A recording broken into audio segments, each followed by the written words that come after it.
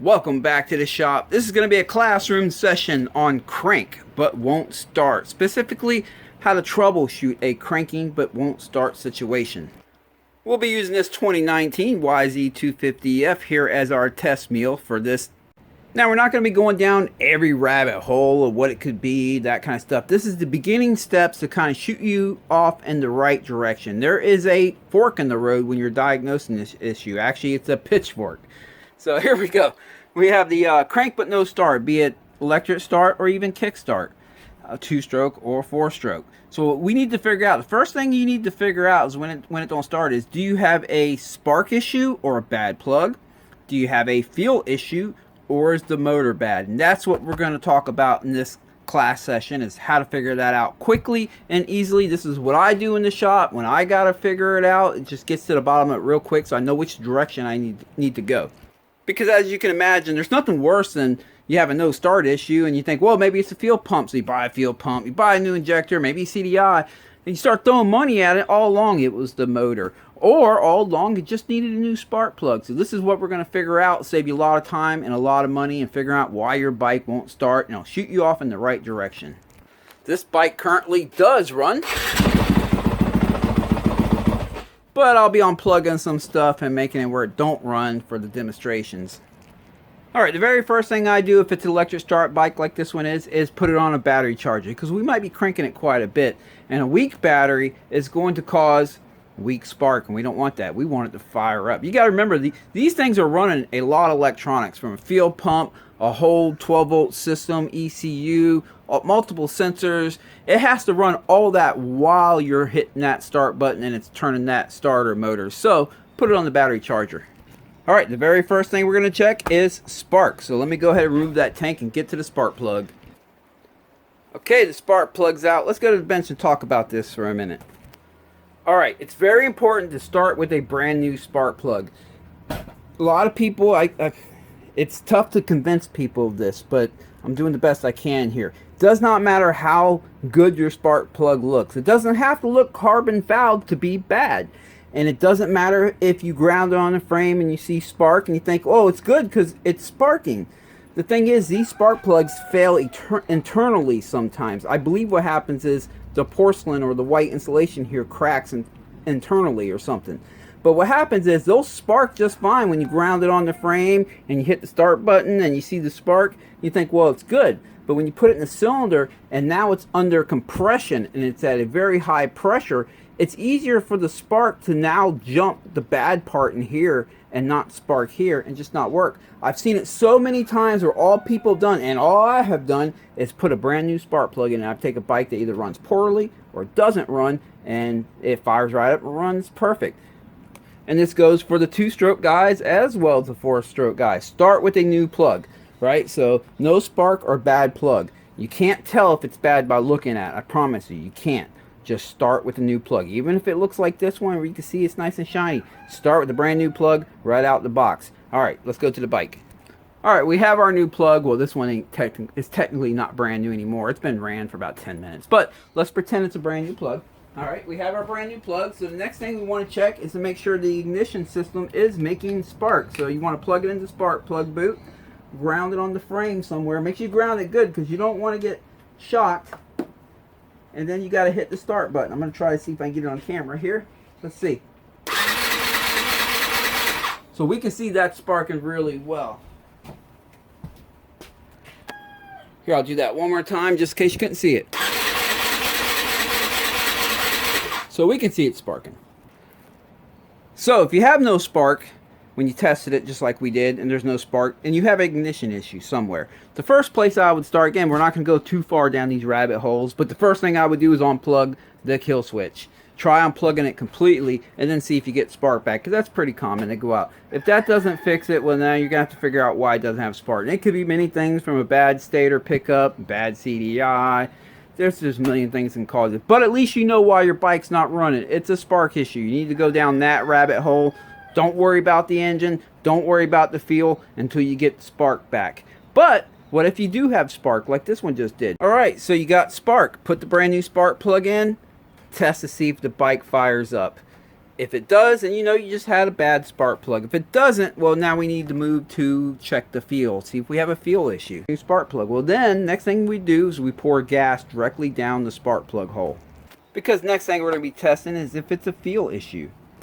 All right, I just disconnected the electrical connector to the fuel pump to induce a feel issue on this, so the motor's not going to be getting any feel from the fuel pump, which means it wouldn't be a running motor at this point. Okay, so I'm going to pour fuel directly in the spark plug hole. I removed the spark plug again, and I'm putting in, it's hard to say how much fuel, it's not very scientific, but you can see I got a decent amount of fuel in here. You don't want too little, obviously it might not do much, and you don't want too much because you'll hydro lock the motor. When you hit the start button, it won't crank. So, you know, based on my finger right here and how big this tube is, you can get an idea.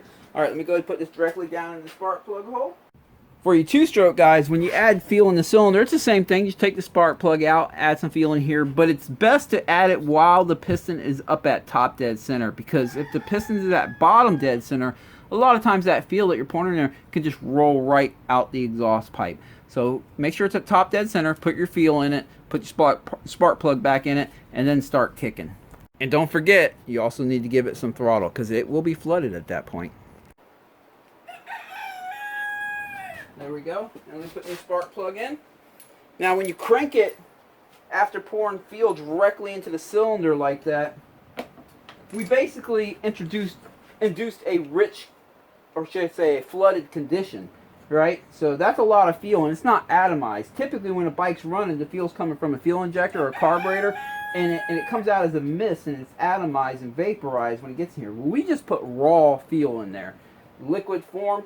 So it's technically a flooded motor at this point. The reason I tell you that is because when we go to test fire it, you cannot just hit the start button but not give it throttle. Just like when you're starting a flooded bike, you have to give it some throttle to get it to fire up. It's the same deal here. We flooded it, so we're gonna have to give it a little bit of throttle. All right, so the fuel pump is still disconnected, so it's not going to get any fuel from the fuel tank, fuel injector, or anything like that. The only fuel it has is what we poured in the cylinder. So what this is going to tell us is if the motor is a good running motor or not. We already put a new spark plug in it, and we know it has spark, so we got that addressed. So let's see. And they won't run very long if it is a fuel issue, but if it barks off for just a second and it shuts off, at least we know the motor is a running motor, and we have a fuel issue, and we have to figure that out. Alright, so let's give it a shot. Now, you typically hold it about half throttle, quarter to 3/4. And I might move it around a little bit and see if I can find the magic part to get it to crank off. Remember, it's a flooded motor, so you just have to sit here hold it. But all we're looking for is it to bark off for just a second. Quick, boom. It might pop a little here or there as it's trying to start up. It happens. Just keep going with it. Here we go. Oh, wrong button.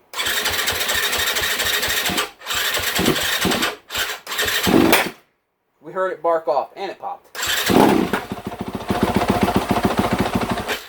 There it is.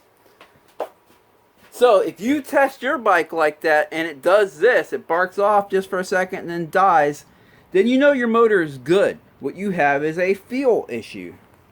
And that could be many things, from bad gas in the tank to a bad fuel pump to a clogged fuel injector to even something like a throttle position sensor.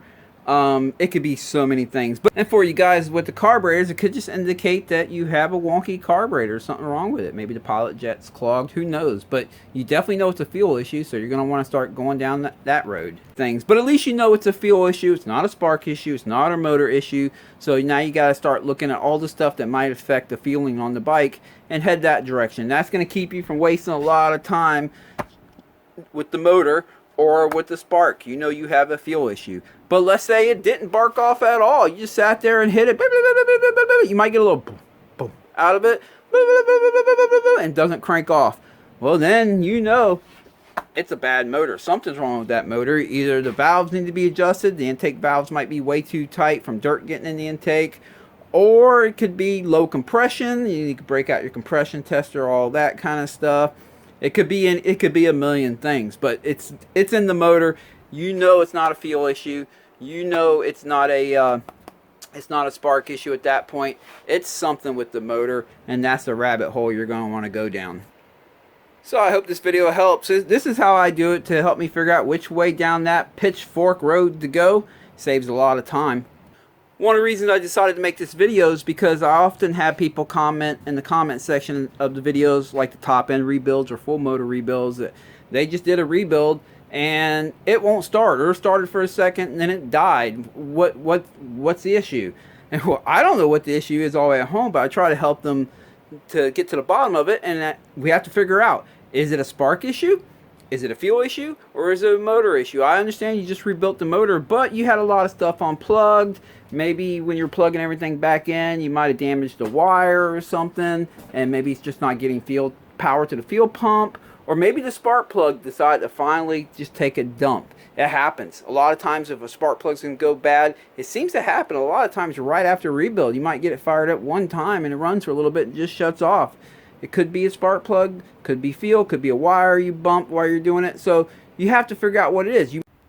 Because you might have rebuilt the motor perfectly fine. It was just in the process of putting everything back together. Like I said, you might have made a mistake somewhere, bumped a wire or broke a wire or whatever. So this is just going to help you get to the bottom of it real quick before you start blaming the motor. So this video is going to save me time, because now I don't have to type all that stuff out every time I get that question. I can just send a link to this video and they can watch it, and that'll hopefully get you right through the job. Alright, this weekend I think I'm going to 74 actually. It's been raining a lot in Florida, and 74 is a sand track. It's either 74 or Croom. I was going to go to Moto Bros Okeechobee, but they're just getting hammered with rain. It's not as sandy as 74 or Croom. But I will be taking out the new to me 2022 150 SX. It's going to be my first day out riding it. And I've already worked on some of the jetting right here at the house, so I'm looking forward to getting on the track, fine-tuning the jetting, start working on the suspension, and I will be doing a video on that, the first ride at the track and dialing in, so stay tuned for that. Hope you guys get a great weekend of riding wherever you're at. Oh, by the way, become a member of the channel. We have 3 levels here that you can support it: the beginner level, the weekend warrior level, and the top Beavis level. All you have to do is click join right here, and you can choose the level you want and help support the channel. I greatly appreciate it. So anyway, hope all you guys get a great weekend of riding in, and catch you in the next video.